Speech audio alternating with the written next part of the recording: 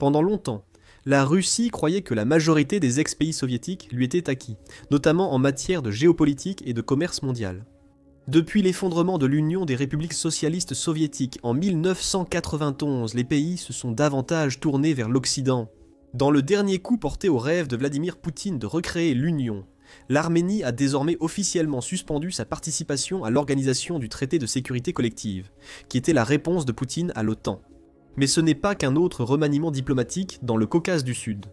L'éloignement de l'Arménie de la sphère d'influence russe brise son emprise sur toute la région, avec des implications qui s'étendent bien au-delà des frontières de l'Arménie. Pour Vladimir Poutine, qui a passé des décennies à tenter de maintenir et d'étendre l'influence russe par des alliances militaires, des leviers économiques et de l'intimidation, la défection de l'Arménie est humiliante. Pire encore, l'Arménie abandonne probablement la Russie et l'OTAN pour se rapprocher du véritable partenaire. C'est la preuve que tout l'empire post-soviétique de la Russie s'effondre de l'intérieur. Retraçons les relations Arménie-Russie pour identifier le moment clé où la situation a dégénéré pour la Russie.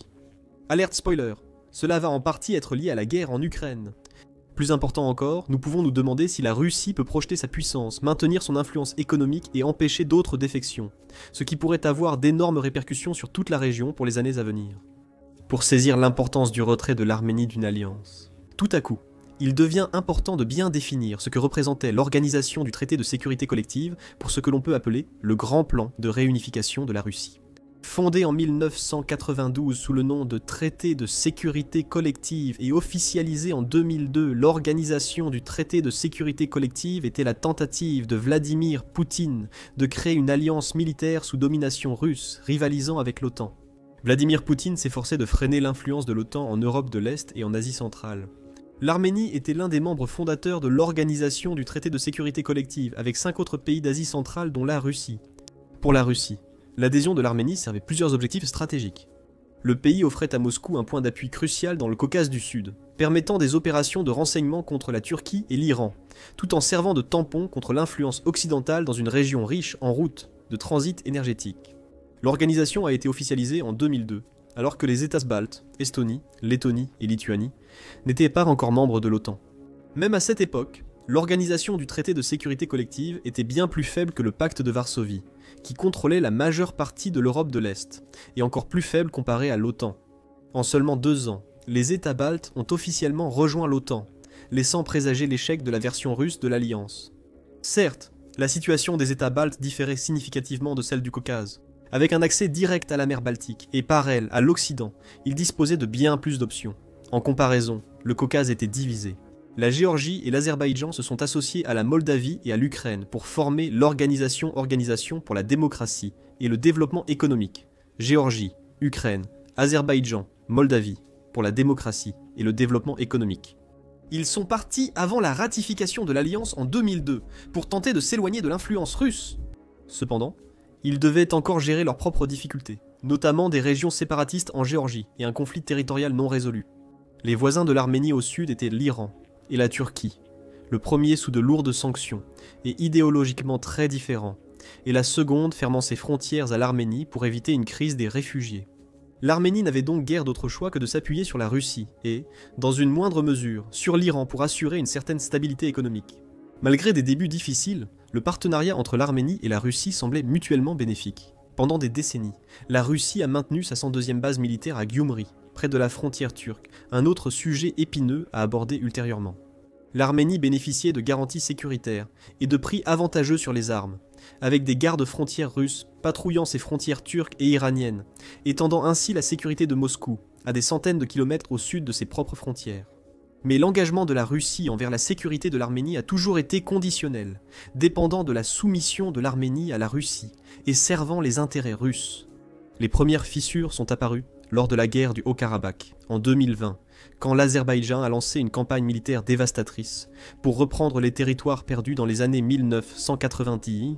L'Arménie, sous pression militaire directe et face à une catastrophe nationale potentielle, a désespérément invoqué l'article 4 de la charte de l'Organisation du traité de sécurité collective, la clause de défense collective qui était censée garantir une assistance militaire mutuelle.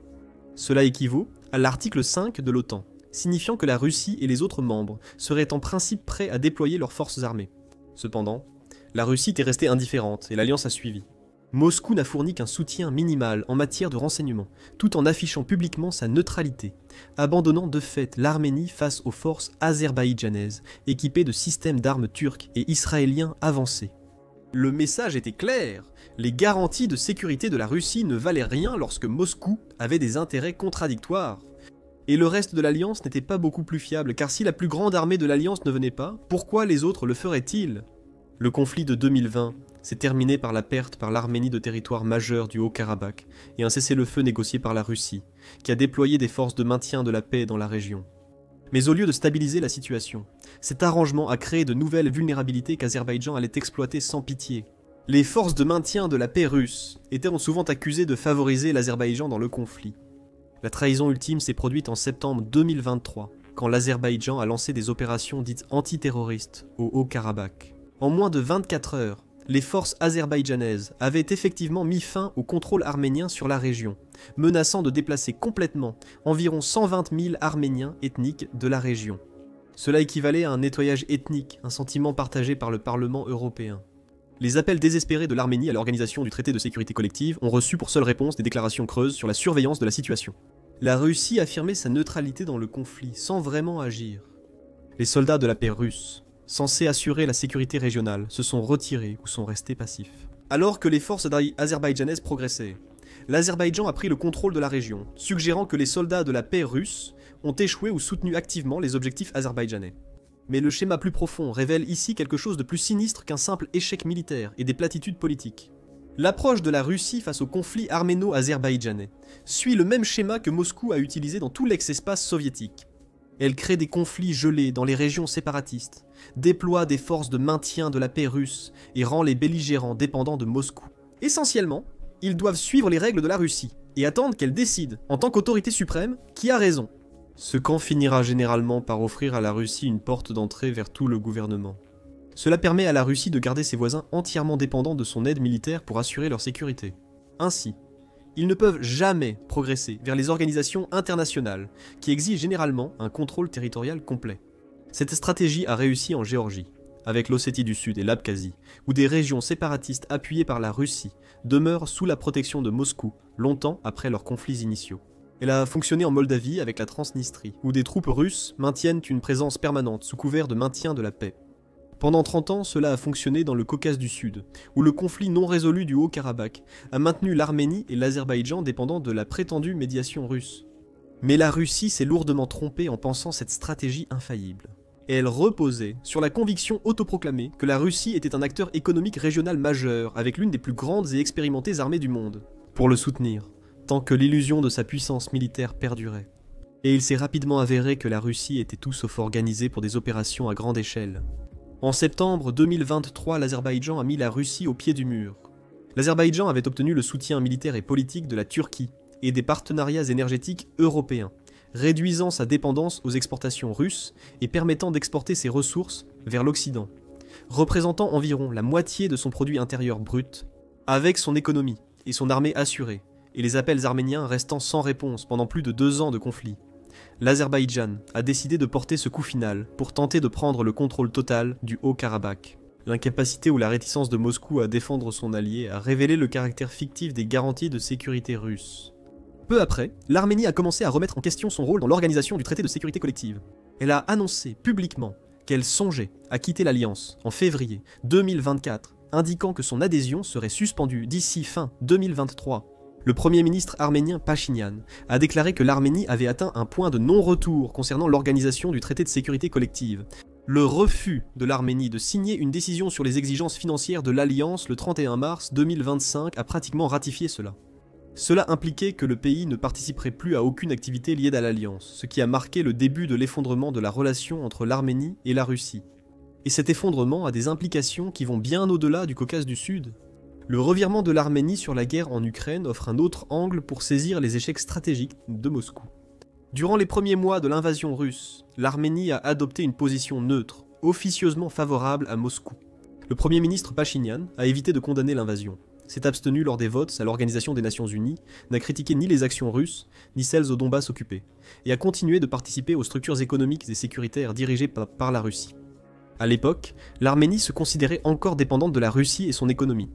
Les entreprises et travailleurs arméniens avaient des investissements et envoyèrent des fonds considérables depuis la Russie vers l'Arménie.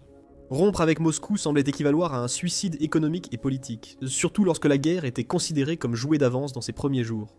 Mais avec la progression de la guerre, les pertes russes et le manque de stratégie claire, la position arménienne a commencé à changer. À la fin de 2022, Pachinian appelait à des solutions diplomatiques au conflit en Ukraine et insistait sur le respect de l'intégrité territoriale. C'était la meilleure chose à faire après une critique ouverte du régime russe, étant donné que l'Arménie était techniquement encore alliée à la Russie.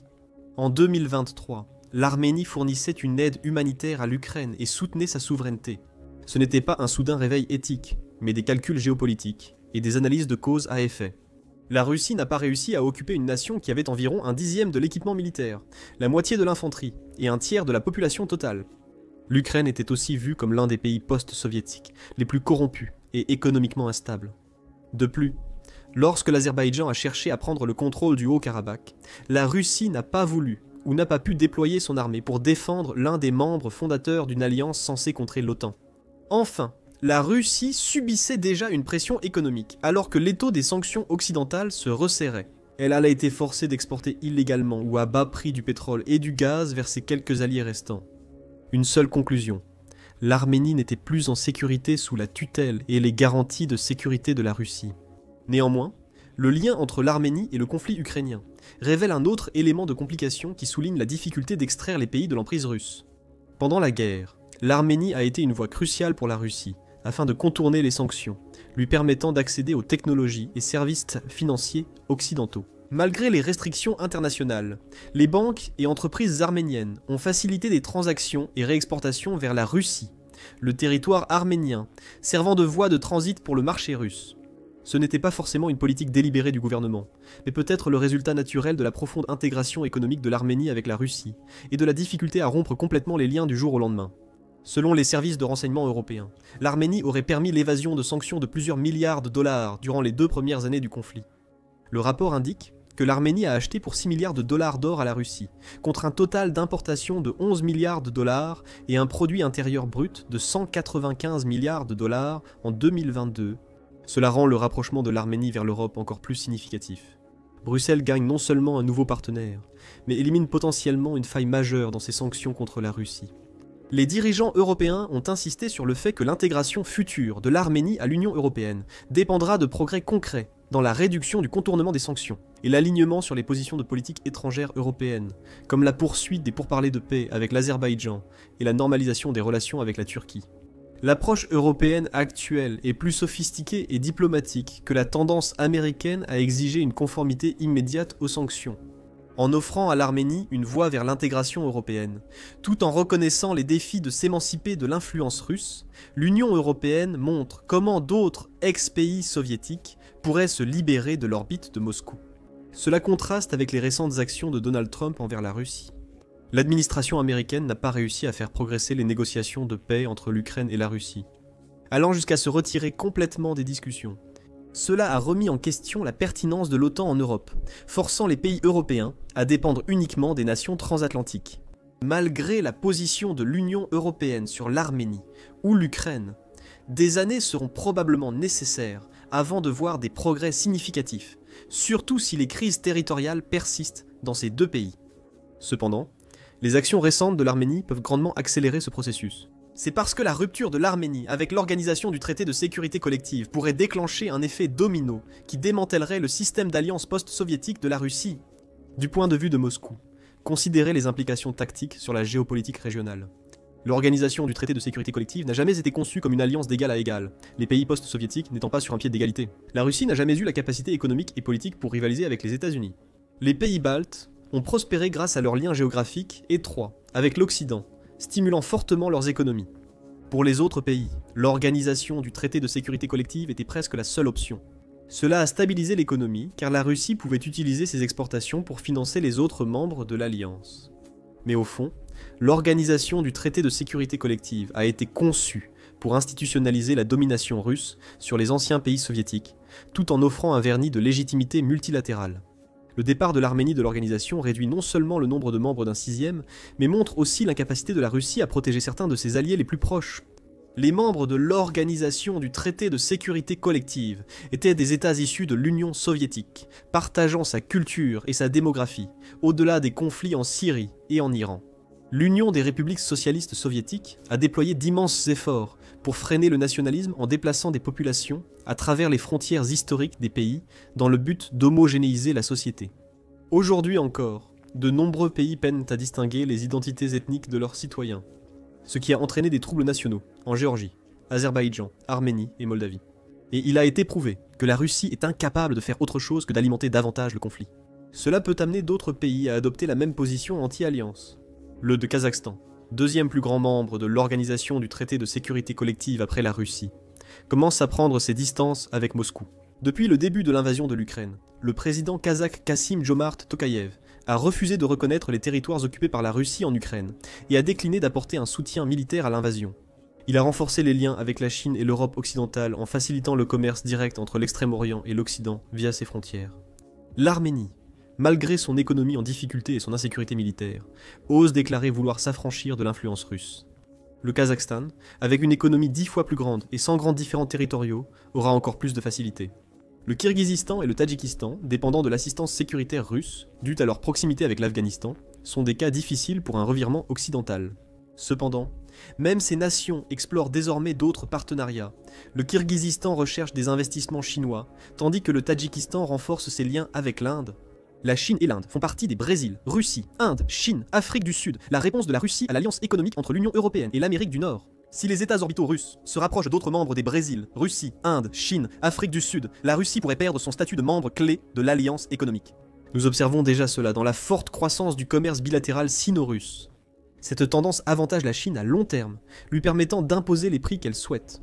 La Russie a peu d'alternatives, tandis que la Chine poursuit son initiative des nouvelles routes de la soie.